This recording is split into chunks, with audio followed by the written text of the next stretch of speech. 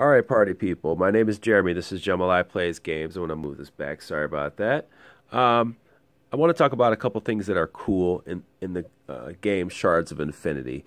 Let me just get straight to it because there's a couple features. This is standard deck building, draw 5 cards, buy from the center area, that kind of stuff. Let's just get to the stuff that makes it a little different. And this is probably going to be for people who already own deck builders, but I still want people to see kind of what makes this cool.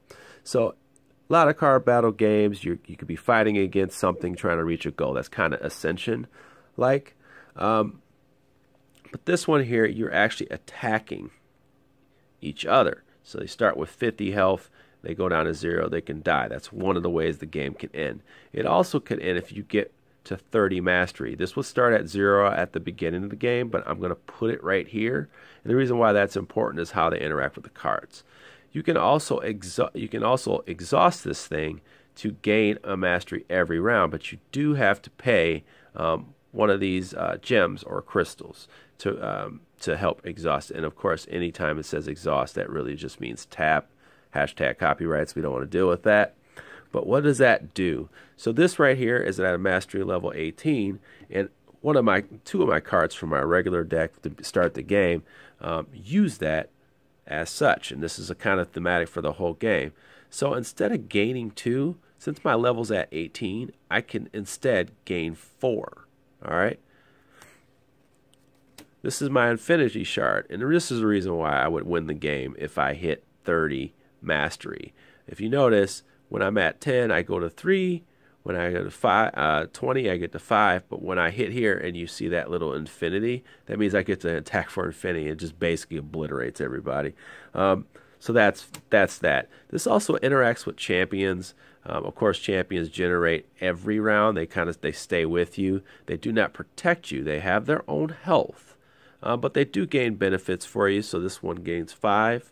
And you can really stack up some attacks when they have these things like that. Same thing, exhaust, tap. Okay. Now, let's look at our hand. I just kind of put a hand together.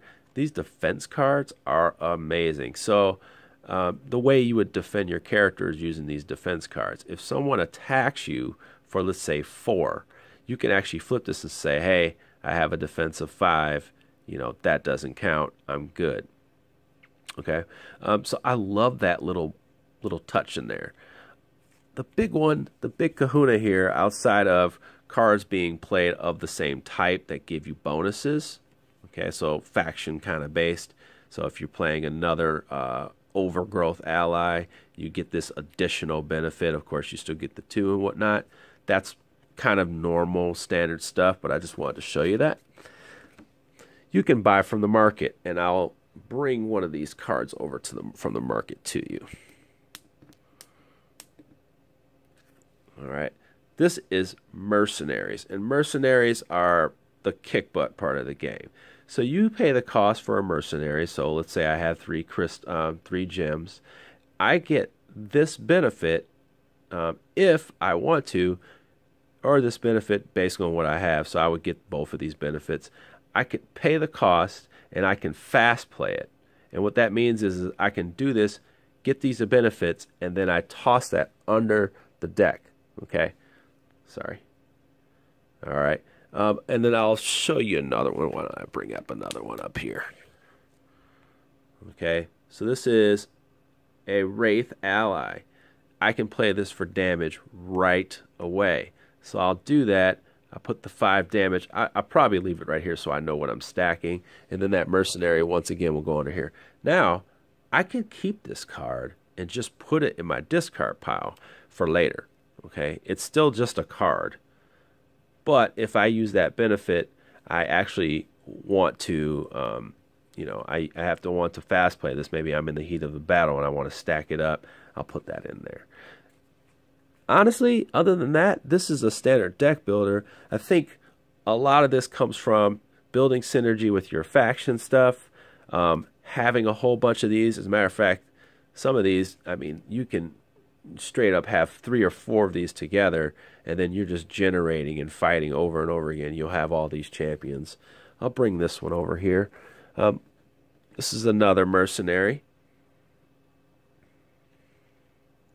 and this one gives you two to mastery, and you want to generate this. Maybe you get lucky, you're that person that happens to get a couple of these and you start generating, and maybe you get to the mastery, the 30 mastery. I just haven't seen anybody do it. I would love to. Other than that, that is the game. One of the cool things I think this game is, one of the cool things about this game is the price point.